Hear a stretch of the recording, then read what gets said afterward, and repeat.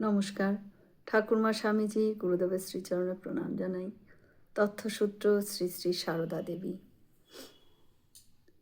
যোগীন মহারাজ ব্যতীত শ্রীরামকৃষ্ণ পার্ষদগণের মধ্যে আরও অন্তত ৩ জন শ্রী শ্রী মায়ের কাছে মন্ত্রদীক্ষা প্রাপ্ত হন।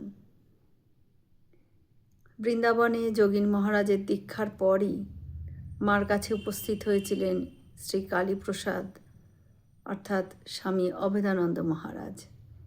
তিনি মন্ত্রপ্রার্থী হন। মা তাকে বললেন, ঠাকুর তোমাকে কিছুই দিয়ে যাননি?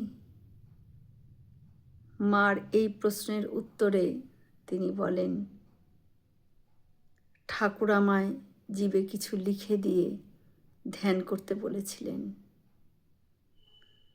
কিন্তু কি লিখেছিলেন তা জানি না মা।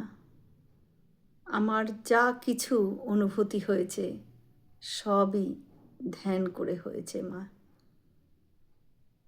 মা তাহাকে ইষ্টমন্ত্র দান করেন।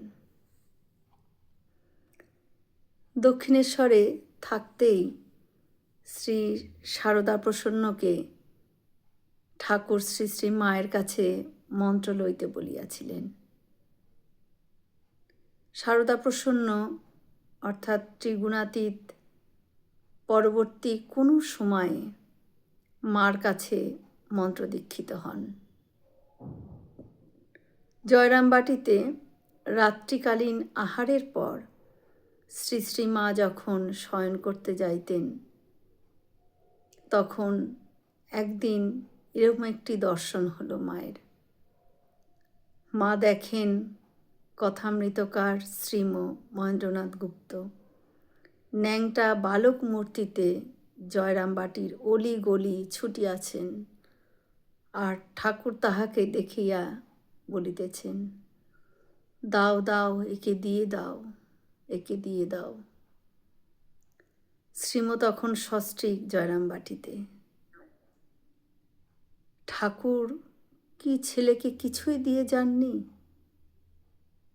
এই কথা বলিয়াই ছেলেকে মা নিজের ঘরে ডাকিয়া পাঠান এবং মহিলাদিগকে ঘর থেকে তখন সরিয়া যাইতে বলেন। জয় শ্রীরামকৃষ্ণ। আমরা সকলে মিলে একসাথে বলি, জয় মহামায় কি জয়, জয় ভগবান শ্রী শ্রী রামকৃষ্ণদেব কি জয়, জয় স্বামীজি মহারাজজি কি জয়। হয়তো অনেক ভুল ত্রুটি করলাম, ঠাকুর যেন আমায় ক্ষমা করে দেন। সকলে সুস্থ থাকবেন, আনন্দে থাকবেন। ঠাকুর মায়ের কৃপা দৃষ্টি সকলের ওপর বর্ষিত হোক। শুভরাত্রি।